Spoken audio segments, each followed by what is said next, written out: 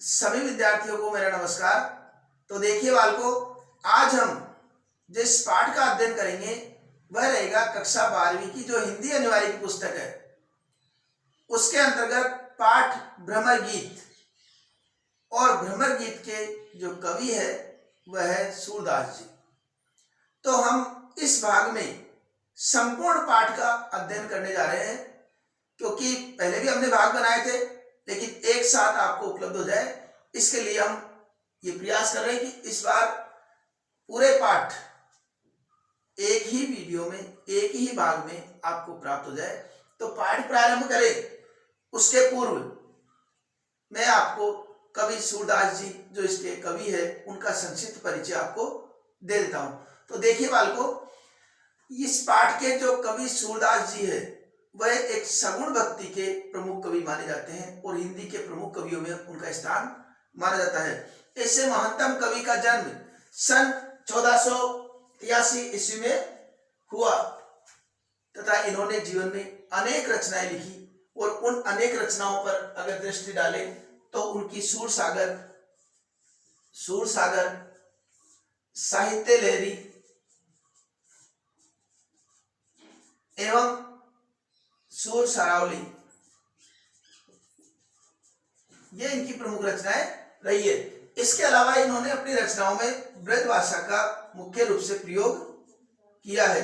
अलंकार पर दृष्टि डालें तो अनुप्रास, यमक, उपमा इत्यादि अलंकार भी इनके काव्य में देखने को मिलते हैं। और ये जो रचना है ये सूर सागर के भ्रमर गीत नामक शीर्षक से अवतरित है। ये जरूर आपको ध्यान रखना है। इसका नाम भ्रमर गीत क्यों पड़ा, ये भी हमको जानकारी होनी चाहिए। इसका नाम भ्रमर गीत इसलिए पड़ा क्योंकि देखिए बालकों, हमारे भारतीय संस्कृति में कोई भी महिला अगर पराये पुरुष से बात करती है तो वह प्रत्यक्ष में बात न करके किसी को माध्यम बनाती है। और आपको पता है कि उद्धव गोपियों को निर्गुण भक्ति की शिक्षा देने आए थे और उस निर्गुण भक्ति की शिक्षा के तहत जब वो देने आए तो गोपियों ने उनसे जो बात की उसी समय एक भ्रमर उस उपवन में आ जाता है। तो उस भ्रमर को आधार मान करके गोपियों ने उनसे बात की। तो उद्धव को किस रूप में बात करी, भ्रमर के रूप में। ठीक है, तो यहाँ पर मधुकर जो शब्द आएगा या भ्रमर के जो पर्यायवाची आते हैं वो सब उद्धव के लिए आएंगे, ध्यान रह जाएगी बात। तो ऐसे महानतम कवि का जन्म तो आपको पता है कि 1483 ईस्वी में हुआ तथा इनके निधन की बात की जाए तो 1563 ईस्वी में इनका निधन हुआ है। ठीक है, और इनके बारे में कहा जाता है, जिससे कई बार पूछ लिया जाता है, सूर सूर तुलसी शशि उडगन केशव दास, अब के कवि खद्योत्सम जहतय करत प्रकाश। अर्थात इस संसार में सूरदास जी सूर्य के समान है। कई बार प्रश्न पूछ लिया जाता है सूरदास जी को किसके समान माना जाता है काव्य में, तो सूरदास जी को सूर्य के समान माना जाता है। आइए अब हम पाठ प्रारंभ करते हैं। तो यहाँ पर लिखा है, हमारे हरी हारिल की लकड़ी, है वर्ण की बार बार आवृत्ति हो रही है, अनुप्रास तो है ही, इसके साथ साथ हरि को हारिल की लकड़ी बताना। तो आपको पता है कि गोपियां श्री कृष्ण से अनन्य प्रेम करती है। जब उद्धव उनको ज्ञान भक्ति का संदेश देने आए, निर्गुण भक्ति का संदेश देने आए, तो निर्गुण भक्ति का संदेश देने आए तो उन्होंने कहा कि हे उद्धव, हमारे प्रभु तो हमारे लिए हारिल की लकड़ी है। हारिल की लकड़ी उनको क्यों कहा वो मैं आपको स्पष्ट, हारिल की लकड़ी कहने का मुख्य उद्देश्य उनका यह था कि हारिल जो पक्षी होता है, ये हारिल पक्षी की एक विशेषता होती है बालकों कि मान लो ये हारिल पक्षी है। अब ये हारिल पक्षी क्या है, अपने पंजों में लकड़ी को छिपा करके पकड़ के रहता है। अपने पंजों में ये हारिल पक्षी क्या करता है, लकड़ी को पकड़ करके रहता है। अब इस दृष्टि ये मानता है कि अगर मैंने इस लकड़ी को छोड़ दिया तो मैं गिर जाऊंगा, मेरे जीवन संकट में आ जाएगा। इस प्रकार की बातें ये सोचता है। ठीक उसी प्रकार गोपियां भी क्या कहती है, गोपियां भी यही कहती है कि मन वचन नंद नंदन सो उर, कि हमारे हरि हारिल की लकड़ी है, हारिल की लकड़ी इसलिए कहा, इसमें यहाँ हारिल माना जाए तो गोपियों को मान लो। गोपियों ने अपने आप को क्या माना? हारिल। और लकड़ी श्री कृष्ण को माना। अर्थात गोपियों का मानना है कि जिस प्रकार हारिल पक्षी अपने पंजों से लकड़ी का त्याग नहीं करता है और ये मानता है कि अगर इस लकड़ी छूट गई तो मेरे प्राण संकट में आ जाएंगे, उसी प्रकार गोपियां भी ये कहती है कि हमारे प्रभु श्री कृष्ण भी हारिल की लकड़ी है, क्योंकि वो मन कर्म और वचन से उस हारिल पक्षी की तरह हमने मन कर्म और वचन से नंदनंदन, नंदनंदन का मतलब हो गया श्री कृष्ण, कि मन कर्म और वचन से श्री कृष्ण को अपने हृदय में दृढ़ता के साथ धारण कर रखा है। हमने मन कर्म और वचन से भगवान श्री कृष्ण को अपने हृदय में दृढ़ता के साथ धारण कर रखा है। अब पुनः सुन लीजिए, लिखना कैसे है कि गोपियां श्री कृष्ण के प्रति अनन्य भक्ति भाव प्रकट करते हुए कहती है कि हमारे प्रभु तो हारिल की लकड़ी है, और जिस प्रकार हारिल पक्षी अपने पंजों से उस लकड़ी का त्याग नहीं करता है, उसको लगता है कि लकड़ी अगर मैंने छोड़ दी तो मेरे जीवन संकट में आ जाएगा, उसी प्रकार भगवान श्री कृष्ण को भी हमने मन कर्म और वचन से अपने हृदय में दृढ़ता के साथ धारण कर रखा है। यहाँ पर प्रश्न बनता है कि हारिल की लकड़ी क्यों कहा है, तो इसका उत्तर हम दे देंगे। इसलिए कहा है कि जिस प्रकार हारिल लकड़ी का त्याग नहीं करता, उसी प्रकार गोपियां मानती है कि हमारे प्रभु श्री कृष्ण भी हमारे हृदय में बसे हुए हैं और उनके बिना हमारे जीवन का कोई आधार नहीं है, इसलिए उनको हारिल की लकड़ी कहा है। ठीक है, यहां तक उत्तर दे दोगे। जागत सोवत सपने, तो जागते हुए, सोते हुए और स्वप्न में, सोतुक प्रत्यक्ष में काना काना जकरी, काना काना वह पुकारती रहती है। और स्थिति क्या हो गई कि जागते हुए, सोते हुए, प्रत्यक्ष में वह काना काना पुकारती रहती है। और फिर जो योग संदेश की बात कौन लेके आया? उद्धव। तो उद्धव योग संदेश की जो बात लेके आए, योग संदेश से तात्पर्य आपको बता देता हूं कि योग संदेश से तात्पर्य है निर्गुण भक्ति का। और निर्गुण भक्ति में क्या होता है? ईश्वर निराकार होता है, उसका कोई आकार नहीं होता, अनंत होता है, उसका कोई अंत नहीं है, अनादि, उसका कोई प्रकार नहीं है। और उद्धव यही शिक्षा देने आए थे कि जो है आप भगवान श्री कृष्ण का मन से स्तुति कीजिए, उनका कोई आकार नहीं है, भगवान तो भगवान, ईश्वर सर्वव्यापक है, इस प्रकार की बातें सिखाने आए थे। तो उनको क्या कहा? उस योग संदेश की तुलना किससे की है कि सुनते ही जोग लगत ऐसो अली, अली का मतलब भ्रमर, और भ्रमर किसके लिए आया? उद्धव के लिए। हे उद्धव, ये आपके द्वारा हमने सुना है कि ये योग संदेश तो इस प्रकार का लगता है जो कड़वी ककड़ी। तो योग संदेश की तुलना किससे की गई है? कड़वी ककड़ी से। योग संदेश की तुलना किससे हो गई? कड़वी ककड़ी से। ऐसा लगता है ये योग संदेश तो जैसे कोई कड़वी ककड़ी हो। तो कभी परीक्षा प्रश्न पूछ लिया जाता है कि योग संदेश की तुलना किससे की गई है, तो क्या लिखेंगे? कड़वी ककड़ी से की गई है। सोई व्याधि हमें ले आए, देखी सुनी न करे।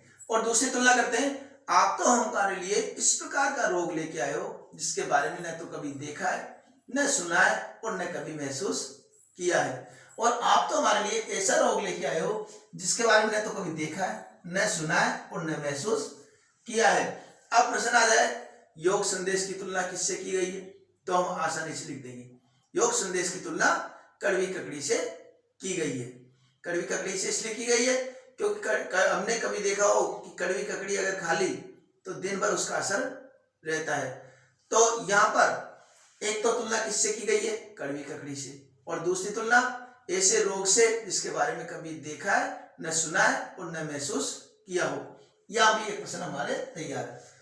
ये तो सूर तिने ले सौंप दीजिए, सूरदास जी के अनुसार गोपियां कहती है, डायरेक्ट सूरदास जी नहीं, सूरदास जी के अनुसार गोपियां कहती है ये तो उनको जाकर सौंपिए, उनको जाकर दीजिए जिनके मन चक्री, चक्री का मतलब चलायमान, जिनका मन चलायमान हो, अस्थिर हो, ऐसे लोगों को ये ज्ञान दीजिए, क्योंकि हमारा मन तो श्री कृष्ण के प्रति समर्पित है और अन्य बातों पर हमारा ध्यान नहीं जा सकता। इसलिए हे उद्धव, अगर आपको इस प्रकार का ज्ञान देना है तो किसको दीजिए? जिनका मन अस्थिर हो। ठीक है, बात समझ में आ गई? तो ये पहले पद्यांश का अर्थ है। अब पहले पद्यांश में जो मेन प्रश्न बनेंगे कि हरिल पक्षी से तुलना क्यों की गई है, एक प्रश्न। दूसरा प्रश्न है कि योग संदेश की तुलना किससे की गई है, तो हम लिख देंगे कड़वी ककड़ी और ऐसे रोग से जिसके बारे में न तो कभी देखा है, न सुना है, न महसूस किया है। ठीक है, और किनको देने की बात कही गई है योग संदेश, तो इसका उत्तर भी हम आसानी से लिख देंगे और इस प्रकार तैयार हो जाएगा। तो हमारा एक पहला पद्यांश हमारा तैयार हो जाएगा। व्याख्या किस प्रकार लिखेंगे ये अंत में आपको बता दी जाएगी।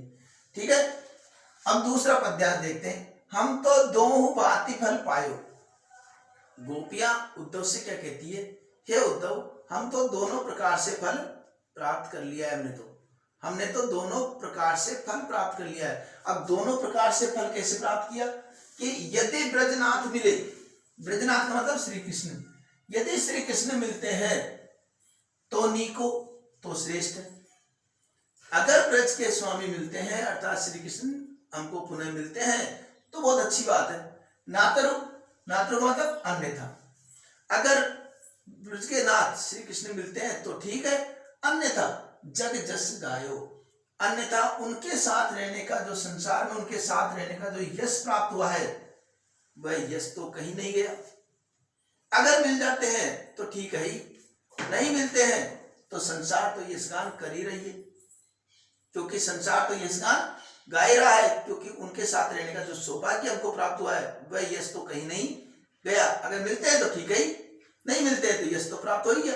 कैसे, कहा वे को गोकुल की गोपी, अब देखो यश कैसे प्राप्त हुआ कि कहा तो वह गोकुल गांव की एक ग्वालिन, कहा तो गोपी अपने क्या कहती है कि कहा तो हम एक गोकुल गांव की ग्वालिन है, समस्त प्रकार से वर्णहीन अर्थात जिसका कोई वर्ण नहीं हो, निम्न वर्ण की और लघु जाति और छोटी जाति की है, समस्त प्रकार से वर्णहीन और छोटी जाति की है। तुलना देखो, और कहा तीनों लोगों के स्वामी श्री कृष्ण और कहा एक सामान्य गांव की छोटी जाति की महिलाएं गोपियां, तो तुलना कहां बैठती है, तो देखिए कहां वे कमला के स्वामी, फिर तुलना में कहते हैं कहां तो वे साक्षात लक्ष्मी के स्वामी है और कहां हम साधारण गोपियां हैं। देखो फिर भी एक सौभाग्य हमको प्राप्त हुआ है, संग मिली बेटी एक पाती, लेकिन फिर भी ये हमको सौभाग्य प्राप्त हुआ कि आज हम एक पंक्ति अर्थात एक ही पंक्ति में लक्ष्मी की,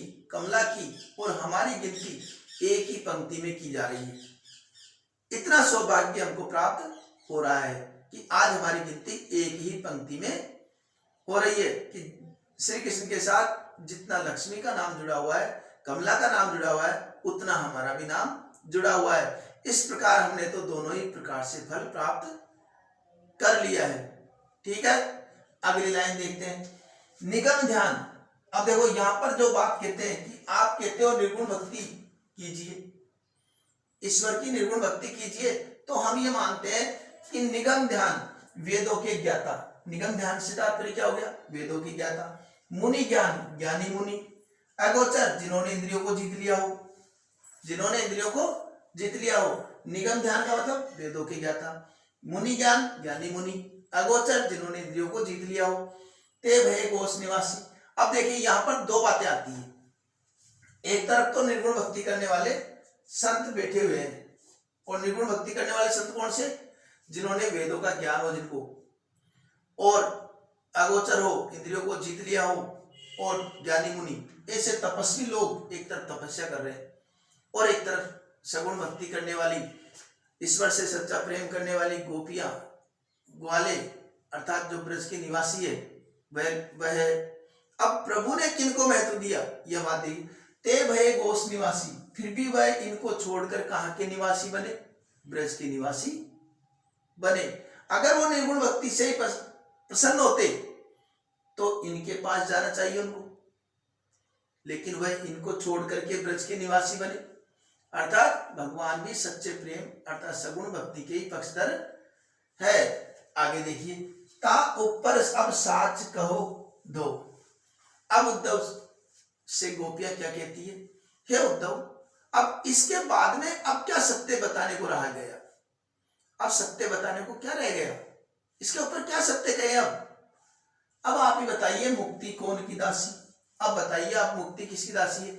आप कहते हो कि जो प्रभु के साक्षात दर्शन कर लेते हैं उसकी मुक्ति हो जाती है। तो ये बताइए, हमने तो साक्षात, और प्रभु ने दर्शन किसको दिए? ब्रजवासियों को। उन्होंने वेदों के ज्ञाता और मुनि ज्ञानियों को छोड़ करके और ब्रज में रहना स्वीकार किया। तो बताइए, हमको सहजता से दर्शन हो गए, उनके हो गए। तो बताइए, मुक्ति किसकी राशि हुई? सगुण भक्ति की या निर्गुण भक्ति की? इस तरह की बातें वो कहती है। जोग कथा, इसलिए हे उद्धव, अब आपसे निवेदन है कि जोग कथा, ये योग कथा, योग कथा से तात्पर्य आप समझिए, ये निर्गुण अनंत अनादि जो वाली भक्ति है, इसको हमको बार बार मत कहिए। पालागम उद्धव, हे उद्धव, हम आपके पैर पड़ती है। उद्धव, ना कहूं बारंबार। अब पूरा अर्थ क्या हुआ? हे उद्धव, हम आपके पैर पड़ती है, ये योग संदेश की कथा हमको बार बार मत कहिए, क्योंकि हमारे ऊपर इनका कोई प्रभाव नहीं पड़ेगा। हम भगवान श्री कृष्ण से अनन्य प्रेम करती है। सूर श्याम तजी, सूरदास जी के अनुसार गोपी कहती है, श्याम का मतलब श्री कृष्ण, तजी का मतलब त्याग करके। जो श्री कृष्ण भगवान को छोड़ करके और भजे, और किसी का भजन करता है, जो ताकि जननी छाड़, जो भगवान श्री कृष्ण को छोड़ करके अन्य का भजन करता है, तो उसकी माता धूल के समान है। छाड़ का मतलब धूल, तो उसकी माता को किसके समान बताया गया है? धूल के समान। किसकी माता को धूल के समान बताया गया है? जो श्री कृष्ण भगवान को छोड़ करके अन्य का भजन करे, उसकी माता को धूल के समान बताया गया है। अगर दोनों प्रकार से फल किस प्रकार प्राप्त किया गोपियों ने, तो इसका भी उत्तर हम लिख देंगे कि ब्रजनाथ अगर मिलते हैं तो ठीक है, नहीं तो उनके साथ रहने का जो यश प्राप्त हुआ वह तो कहीं नहीं गया है। ठीक है। और तुलना में गोपियों ने श्री कृष्ण की तुलना किस प्रकार अपने से की है, तो ये दोनों पंक्तियों का अर्थ इसमें आ जाएगा। और मुक्ति किसकी राशि बताई, तो उसका उदाहरण भी हम दे देंगे कि निगम ध्यान वाले पंक्ति का उदाहरण हम दे देंगे। तो इस प्रकार इसके प्रश्न भी हम कर देंगे और व्याख्या अंत में सबकी बताएंगे अभी कि लिखना कैसे, व्याख्या को व्याख्या भी बताई दी, और प्रसंग और विशेष क्या लिखना है वो भी आपको अंत में बता देंगे। ठीक है ना। अब देखिए यहां पर आती है बात अंतिम तीसरा पद, मतलब इस पाठ का तीसरा पद्यांश हम पढ़ने जा रहे हैं। तो तीसरे पद्यांश में क्या बताया गया है कि बिलग जनी मानव उद्धव प्यारे, हे उद्धव प्यारे। बिलग का मतलब बुरा, बिलग का मतलब बुरा। हे उद्धव प्यारे, बुरा मत मानना। क्या बात कह रही है? हे उद्धव प्यारे, मानव का मतलब मानो, उद्धव का मतलब उद्धव, प्यारे का मतलब प्यारे, जनी का मतलब मत। हे उद्धव, बुरा मत मानना। अब ये कोई बात इस प्रकार की कह रहे हैं तो निश्चित रूप से कोई बात ऐसी कहने वाले, हो सकता है उद्धव को खराब लगे। इसके पहले हम कह देते हैं कई बार बुरा मत मानना, यानी बात कहना चाहता हूं, तो उसी प्रकार ये बात कह रही। क्या कहती है? वह मथुरा काजल की कोठरी, कि वह मथुरा क्या है? वह तो एक तरह से काजल की कोठरी है। जे आवे तई कारे, इसलिए जो भी वहां से आता है वह सब काले हैं। वह मथुरा तो क्या है? काजल की कोठरी है, और जो आते हैं वहां से वह सब काले हैं। कि उनको काले, उदाहरण क्या देती है? तुम काले, तुम भी काले हो। सुतलक सुत काले, और अक्रूर जी भी काले हैं। तुम भी काले हो और अक्रूर जी भी काले हैं। काले मधुपुर भंवरे, और ये जो उधर से आने वाले भंवरे हैं वह भी काले हैं। अब यहां पर देखो, भंवरे तो आप समझ गए, तुमसे तात्पर्य उद्धव समझ गए, और अक्रूर जी, अक्रूर जी सुतलक सुत, सुतलक सुत का मतलब अक्रूर जी। अक्रूर जी कौन थे? जो भगवान श्री कृष्ण को लेने के लिए वृंदावन गए थे, ब्रज गए थे, कि वह कंस के उस कार्यक्रम में शामिल होंगे और उत्सव देखने के लिए उनको लेने गए थे। क्या अक्रूर जी को पता नहीं था कि कंस ने कार्यक्रम क्यों आयोजित किया? फिर भी वह उनको बुलाने के लिए चले गए, तो कहीं न कहीं उनके मन में भी कुछ कालापन था। तो कुल मिला के कहती है गोपियां कि वह मथुरा तो काजल की कोठरी है, जो आता है उधर से वह सब काले ही रहते हैं। ठीक है, यहां तक बात हो गई। अब देखिए, तिनके संग अधिक छवि उपजत है, और हमें तो लगता है ऐसे लोगों के साथ रहने से ही उनकी शोभा अधिक लगती है। कमल नयन मनियारे, कमल नयन मनियारे का मतलब हो गया मणि के समान चमकने वाले अर्थात भगवान श्री कृष्ण, कमल नयन का मतलब भगवान श्री कृष्ण, उनकी जो है विशेषता कि उनको जो शोभा है ऐसे लोगों के साथ ही रहने से बढ़ती है, क्योंकि भगवान श्री कृष्ण किस रंग के हैं? सांवले रंग के। और सांवले रंग वाला व्यक्ति अगर काले लोगों को अपने साथ रखेंगे तो उनकी शोभा अपने आप ही बढ़ जाएगी। तो गोपियां ये व्यंग्य करती है कि शायद इसीलिए भगवान श्री कृष्ण ऐसे लोगों को अपने साथ में रखते हैं ताकि वह और सुंदर दिखे। मानव नील माटते कांडे, ऐसा लगता है उनको देखने के बाद में जैसे नील के घड़े से निकाल करके और यमुना जाए पखारे, और जमुना नदी में जाकर के धो दिया हो, जमुना नदी में जाकर धो दिया हो। इस कारण से तागुण श्याम भई कालिंदी, उसके गुण से ये जो कालिंदी है यमुना है वह भी काली हो गई है। सूर श्याम गुण न्यारे, सूरदास जी के अनुसार गोपियां कहती है हमारे प्रभु श्री कृष्ण के तो गुण ही निराले हैं, अनोखे हैं, ऐसी उनकी विशेषताओं का वर्णन करती है। तो व्यंग्यात्मक भाव तो है इसमें। तो तिनके संग, अब कई बार प्रश्न आता है कि विलग जनी, किस बात को बुरा नहीं मानने की बात कही है? मथुरा को काजल की कोठरी क्यों कहा है? और शुक्लक सुध से क्या तात्पर्य है? किसके लिए आया है? अक्रूर जी के लिए। और ऐसे लोगों को, काले लोगों को अपने साथ रखने का कारण क्या बताया गोपियों ने? वो भी बता दिया आपको। यमुना के काले होने का कारण क्या है? ये सब प्रश्नों के उत्तर भी हमको आ जाएंगे। और ज्यादा प्रश्न आपको डिस्क्रिप्शन में मिल ही जाते हैं, वहां जाकर के भी आप देख सकते हैं। और यदि चैनल को सब्सक्राइब नहीं किया है तो वो तो आप कर ही लीजिए, ताकि आने वाले जो भाग है वो आपको समय पर प्राप्त हो जाए। क्योंकि बोर्ड की समस्त तैयारी मैं इस चैनल के माध्यम से कराता रहूंगा, और जो जो नए नए अपडेट आएंगे वह आपको बताता रहूंगा। इसके साथ साथ ऑनलाइन टेस्ट वह भी मैं नियमित रूप से लूंगा, और उसके लिए आप कम्युनिटी में जाकर के उसका लिंक देख लिया करो, उसकी सूचना मैं वहां पर डालता रहता हूं। ठीक है, अब पढ़ते हैं चतुर्थ पद्यांश। तो अब चौथे पद्यांश की तरफ देखते हैं कि अखियां हरि दर्शन की भूखी। देखिए बालकों, आपको पता है कि उद्धव निर्गुण भक्ति का संदेश देने आए हैं, और निर्गुण भक्ति का संदेश देने के लिए जब गोपियों से उन्होंने कहा तो गोपियों का क्या जवाब रहा वह देखिए आप कि हे उद्धव, हमारी आंखें तो हरि दर्शन की भूखी, हमारी आंखें तो हरि के दर्शन की भूखी है। क्या कहा? हमारी आंखें तो हरि दर्शन की भूखी है। कैसे रहे रूप रस राची, कि जिन आंखों ने रूप रस राची अर्थात भगवान श्री कृष्ण के रूप सौंदर्य का पान कर लिया हो, वह आंखें ये बतिया सूनी रूखी। इन तुम्हारी निर्गुण भक्ति की जो सूनी और रूखी बातों से ये कैसे संतुष्ट हो सकती है? यहां पर सूनी और रूखी बातें किसके लिए आया है? यह आया है योग संदेश के बारे में। तो गोपियां क्या कहती है कि हे उद्धव, हमारी आंखें तो प्रभु दर्शन की भूखी है, हरि के दर्शन की भूखी है, और जिन्होंने साक्षात प्रभु के दर्शन कर लिए हो, उनके रूप सौंदर्य का पान कर लिया हो, ऐसी वे आंखें आपके इन योग संदेश रूपी जो सूनी और रूखी बातें हैं इनसे कैसे संतुष्ट हो सकती है? ठीक है, आगे देखिए। अवधि गणत एक टगमग जोवत, रास्ता देखते देखते, अवधि का मतलब समय, गिनते गिनते, गणत का मतलब गिनते गिनते, एक टगमग जोवत, एक टक रास्ता देखते देखते, मग का मतलब रास्ता, जोवत का मतलब जोते हुए, देखते हुए, तब एती नहीं झुकी, तब भी इन आंखों में इतनी झुर्रियां नहीं पड़ी। जब से हम इंतजार कर रहे थे कि प्रभु श्री कृष्ण आएंगे, उनको उम्मीद थी कि भगवान श्री कृष्ण आएंगे तो उनसे वह अपने मन की बात करेगी, लेकिन आप जब आए और इस प्रकार के योग संदेश की बात आपने की, ऐसा लगा हमको शायद अब भगवान श्री कृष्ण नहीं आएंगे।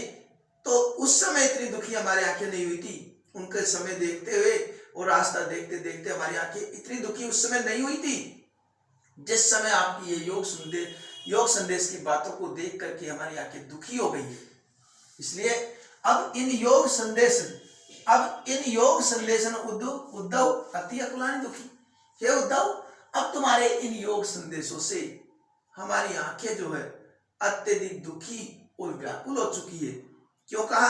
क्योंकि पहले भगवान श्री कृष्ण के आने की उनको पूर्ण उम्मीद थी, लेकिन जैसे ही उद्धव आए तो उनको लगा कि अब भगवान श्री कृष्ण नहीं आने वाले हैं, इसलिए उनकी आंखें और ज्यादा दुखी और व्याकुल हो गई है। तो गोपियां कहती है, बारक वह मुख फेर दिखाओ। हे उद्धव, अगर आप हम पर कृपा करना ही चाहते हो, आप हम पर कृपा करना ही चाहते हो तो क्या करो, बारक वह मुख फेर दिखाओ, एक बार उस मुख को फेरी दिखाओ। बारक का मतलब बार, वह का मतलब वह, मुख का मतलब मुख, फेरी का मतलब पुनः दिखाओ। हे उद्धव, अगर आप हम पर कृपा करना ही चाहते हो तो वह मुख हमें पुनः दिखा दो। कौन सा मुख? दूही पये पीवत पतु की, जिसमें दूध दूह करके, अपने हाथों से दूध निकाल करके, पय का मतलब दूध, पीवत पीते हैं, पतु की पत्ते के दोने में, जो भगवान श्री कृष्ण अपने हाथों से पत्ते के दोने में दूध निकाल करके जो पीते थे, उन भगवान श्री कृष्ण का वह मुख हमें एक बार और दिखा दो, अगर आप कृपा करना चाहते हो तो। ठीक है, तो क्या बात कही है कि आप उस मुख को हमें पुनः दिखा दो, दर्शन करा दो, जो भगवान श्री कृष्ण पत्ते के दोने में स्वयं अपने हाथों से दूध निकाल करके पीते थे, वह मुख हमें दिखा दो। सूर सिकत, सूरदास जी के अनुसार गोपियां क्या कहती है, सिकत का मतलब बालू, तो सूरदास जी के अनुसार गोपियां कहती है कि हे उद्धव, सिकत हटी नाव चलाओ, आप रेत में, बालू में हट पूर्वक नाव चलाने का प्रयास मत करो। आपको पता है कि बालू में कभी रेत में कभी नाव नहीं चल सकती। और ये उद्धव ये क्या कर रहे हैं कि गोपियां जो श्री कृष्ण से अनन्य भक्ति रखती थी, उनको निर्गुण भक्ति का संदेश देने आए हैं। तो निर्गुण भक्ति का संदेश उनके लिए ऐसा लग रहा था जैसे कि कोई बालू में नाव चलाने का प्रयास कर रहा हो। इसलिए गोपियां क्या कहती है, हे उद्धव, आप हठपूर्वक इस रेत में नाव चलाने का प्रयास मत करो, क्योंकि ये सरिता है सूखी, क्योंकि हमारी ये जो जीवन रूपी सरिता है ये तो सूख चुकी है, और इसमें भगवान श्री कृष्ण के अलावा अन्य किसी को स्थान नहीं है। तो यहाँ पर भी भगवान श्री कृष्ण के प्रति गोपियों का अनन्य भक्ति भाव प्रकट हुआ है। ठीक है, अब पांचवा देखते हैं, निर्गुण कौन देश को वासी, प्रश्नवाचक चिन्ह। अब देखिए, उद्धव निर्गुण भक्ति का संदेश लेके आए हैं, और निर्गुण भक्ति मैंने बताया था अभी कि किस प्रकार निर्गुण भक्ति में क्या क्या होता है, इसमें निराकार होता है, अनंत होता है, अनादि होता है, उसका कोई रूप नहीं होता है, ये सब बातें उसमें रहती है। तो उद्धव पर गोपियां उनके निर्गुण भक्ति पर किस प्रकार व्यंग्य करती है, उसका बहुत ही रोचक वर्णन इस पद्यांश में किया गया है। तो उद्धव से क्या कहती है, हे उद्धव, आपके निर्गुण जो ब्रह्म है वह किस देश के वासी है। अब इसका अर्थ लेंगे हम, तो नीचे की पंक्ति से हम अर्थ प्रारंभ करेंगे। मधुकर हंसी समुझाए सोहदे बूझत सांची न हंसी। हे मधुकर, हम हंसी नहीं कर रही है, हमको ये समझा दो, हमको ये समझा दो। सोहदे सौगंध देकर आपसे पूछती है, बूझत सांची न हंसी, हम वास्तविकता से पूछ रही है, मजाक नहीं कर रही है। हे उद्धव, हम आपको सौगंध देकर के वास्तविकता से पूछ रही है, मजाक नहीं कर रही। आप हमें बता दीजिए कि आपका जो निर्गुण ब्रह्म है वह किस देश का वासी है। ठीक है, ये बात इसमें पूछी ताकि हमको पता तो लगे किसकी आराधना करें हम। आगे क्या कहती है, को है जनक जननी को कहियत है, कौन तो इसके पिता है, और जननी को कहियत है, जननी का मतलब माता और जनक का मतलब पिता। कौन इसके पिता है और माता किसको कहते हैं, अर्थात इसकी माता कौन है। कौन नारी को दासी, कौन इनकी पत्नी है, नारी का मतलब पत्नी, और कौन दासी है, और कौन इनकी दासी है, किसकी, निर्गुण भक्ति की। केशो वर्ण वेश है, केशो कैसा उनका रंग है, कैसी उनकी वेशभूषा है, वेश है केशो मतलब वेशभूषा कैसी है। कहीं रस में अभिलाषी, और किस रस की वो इच्छा रखता है, अभिलाषा रखता है। कौन, निर्गुण ब्रह्म, वह किस रस की अभिलाषा रखता है। पावे गो पुनि कियो आपनो, जोरे करे गो घासी। और अगर इस बात को बताने में अब अगर तुमने घासी मतलब धोखा किया, अगर ये सारी बातें बताने में धोखा किया अर्थात गलत बताया, तो अपने किए का फल प्राप्त करोगे, पाओगे। पुनि कियो आपनो, पुनि मतलब फिर, कियो आपनो अपने द्वारा किए गए कर्म का फल भोगोगे।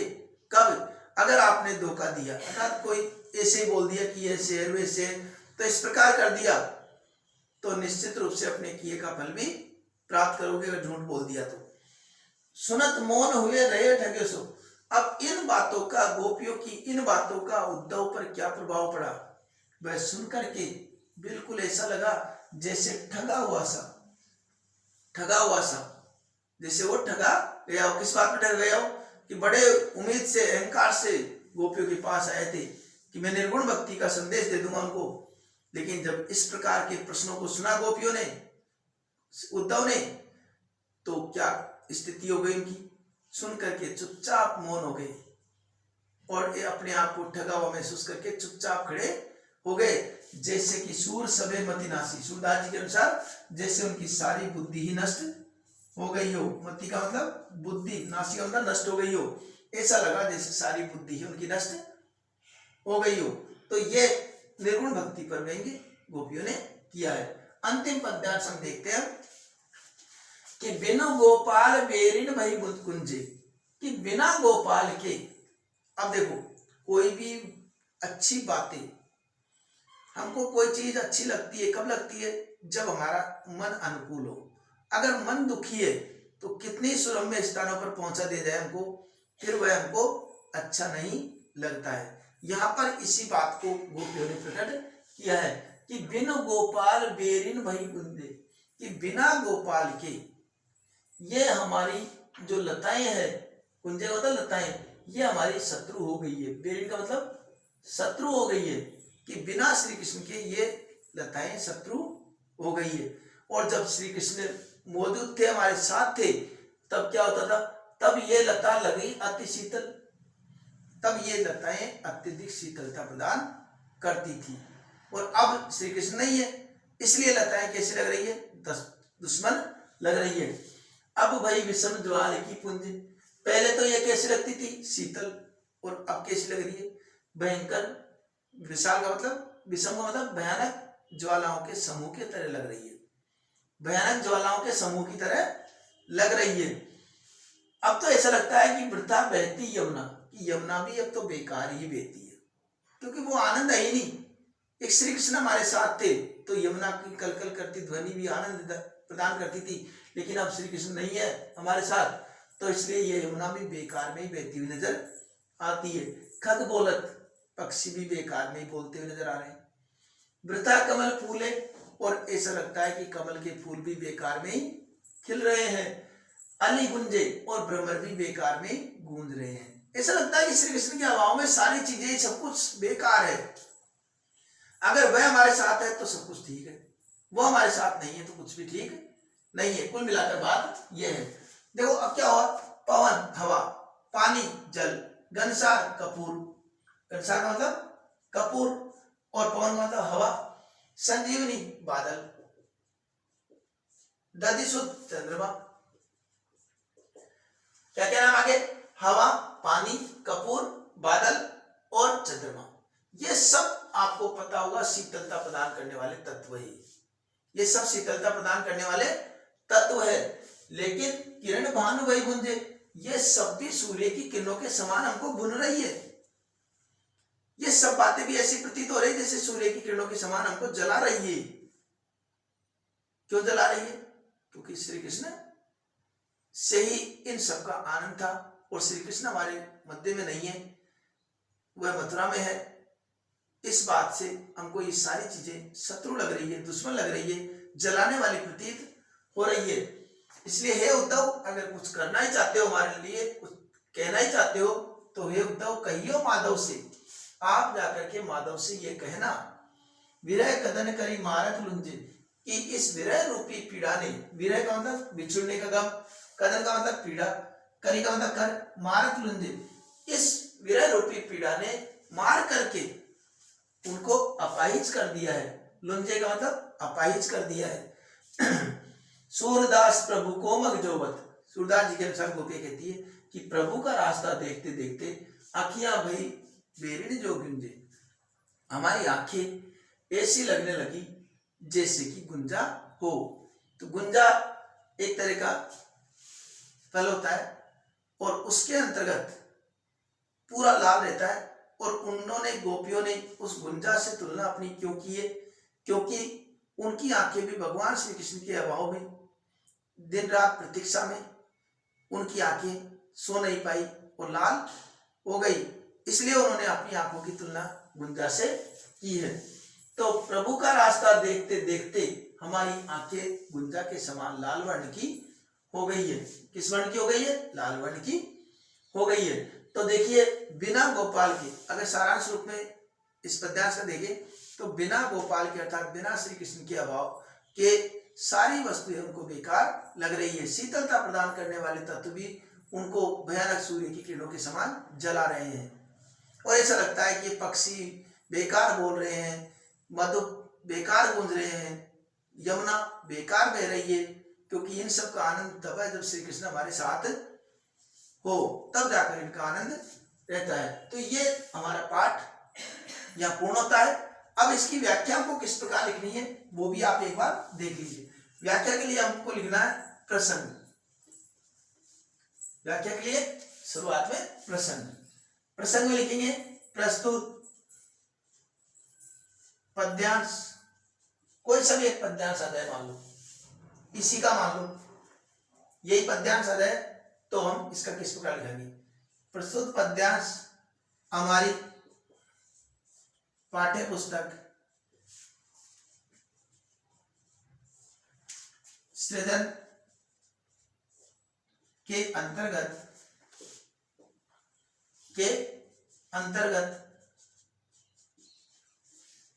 कवि शिरोमणि सूरदास द्वारा रचित सूरसागर के भ्रमर गीत नामक शीर्षक से अवतरित है। इसमें कवि ने श्री कृष्ण के प्रति गोपियों के अनन्य प्रेम को प्रकट किया है। ठीक है, ये इसकी प्रसंग हो गई। व्याख्या भी जिस प्रकार सभी की बताई थी उस प्रकार हम लिख देंगे। और विशेष के अंतर्गत संपूर्ण पाठ का विशेष में कोमल बता देता हूं। संपूर्ण पाठ का कोई सा पद्यांश है, हमको ब्रजभाषा लिखनी है। ब्रजभाषा का प्रयोग एक तो ये लिख देना है, ठीक है। दूसरा हमको लिख देना है यहाँ पर व्यंग्यात्मक शैली,